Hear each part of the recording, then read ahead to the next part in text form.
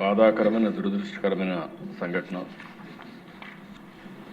దీన్ని ఎవరైతే ఇప్పటికీ మీరు చూస్తే ఈ సంఘటన కూడా ఇప్పుడే మినిస్టర్ గారు ఎక్స్ప్లెయిన్ చేశారు.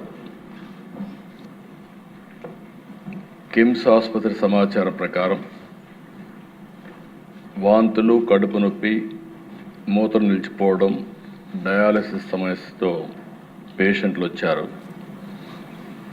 వీళ్ళందరూ కూడా లాలా చెరువు ప్రాంతంలోని చౌడేశ్వర్ నగర్, స్వరూప్ నగర్కి చెందినవారు.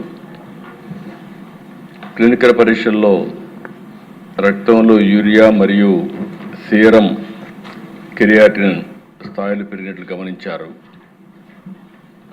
ఇమ్మీడియట్గా ఆ నమూనాలని తీసుకుని ఎక్కడి నుంచి వస్తుంది, సోర్స్ ఏంటి, అన్ని విధాలు కూడా ఎంక్వైరీ చేస్తున్నారు. ఇది ఒకసారి చూస్తే దిశ కోరుకొండ మండలం నర్సాపురం గ్రామం వరలక్ష్మి మిల్క్ డైరీ ఒక 106 మందికి మిల్క్ సరఫరా చేయడం, ఆ మిల్క్ని ఆ డైరీ నుంచి వచ్చే మిల్క్ దీనికి కారణమని ప్రాథమికంగా నిర్ధారించారు. దీనివల్ల దేశ ఇప్పటికే 4 చనిపోయారు, 8 మంది హాస్పిటల్లో ఉన్నారు, ఇంకా 2 వెంటిలేటర్ పైన ఉన్నారు. ఇవన్నీ కూడా ఎప్పటికప్పుడు మానిటర్ చేస్తూ వీళ్ళు కూడా చనిపోయిన వాళ్ళని చూస్తే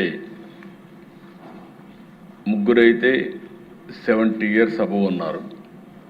కృష్ణవేణి 74, రాధాకృష్ణమూర్తి 76, శేషగిరిరావు 72, రమణి మాత్రం 58, 2 మహిళలు 2 పురుషులు ఉన్నారు. అయితే దిశ ఇవన్నీ చూసిన తర్వాత మొత్తం నమూనాలను కూడా తీసుకొని డిఫరెంట్ ల్యాబ్స్కి టెస్టింగ్ పంపించారు. ఎవరైతే దీనికి ప్రధాన కారణమైనటువంటి వ్యక్తి పోలీస్ డిపార్ట్మెంట్ కస్టడీలో కూడా తీసుకున్నారు. ఇన్వెస్టిగేషన్ ముమ్మరంగా జరుగుతూ ఉంది. ఈ నమూనాలు కూడా state food laboratory Hyderabad, state food laboratory Visakhapatnam, Vimta labs హైదరాబాద్కి నమూనాలు పంపించారు. కేసు కూడా ఎవరైతే మృతురాలు తాడి కృష్ణవేణి కుమారుడు సీతారామయ్య ఇచ్చారు, దాన్ని ఆధారంగా చేసుకుని 194 సెక్షన్ కింద బిఎన్ఎస్ఎస్ కింద సెక్షన్ 174 సిఆర్పిసి కింద కేసు కూడా బుక్ చేశారు. ఇతను ఎవరైతే డైరీ మెయింటైన్ చేస్తున్నాడో అద్దాల గణేశ్వరరావు, అతన్ని పోలీసులు తీసుకుని మొత్తం కూడా ఇన్వెస్టిగేషన్ చేస్తున్నారు. ఏదేమైనా దిశ అన్ని విధాలు కూడా 360 డిగ్రీ ఇప్పుడే మంత్రి గారు చెప్పినట్టు ఎంక్వైరీ చేస్తున్నాం. నేను ఒకటే విజ్ఞప్తి చేస్తున్నా, ప్రతి ఒక్కరికి ఉదాసీనత ఏమాత్రం పనికిరాదు.